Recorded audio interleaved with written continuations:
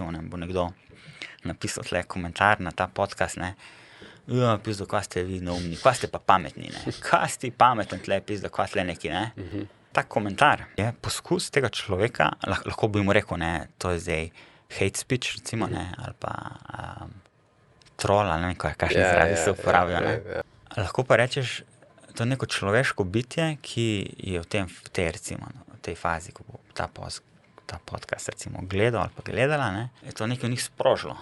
Tle je to razlikovanje med sprožilcem in vzrokom za komunikacijo, ne. In to je v njih nekaj sprožilo in oni, recimo, tega niso uspeli pri sebi alkimizirati, tega čustvenega naboja, ne, kar lahko naredimo tudi z dihalnimi vajami, recimo, jaz imam tudi v svojih programih ponavljam, dihalne vaje, sem zdaj ful fan, ne. In ker ta čustveni boj intenziven, ne, se potem ta pomakne gor v glavo in tle v glavi se srečamo kot vsi pač s tem programom jezika na voljo imam, se pravi, na voljo imam, a bom zdaj obtožil, kdo je kriv, ne. S kom je ali si prav ali si narobe, nekaj mora biti, ne.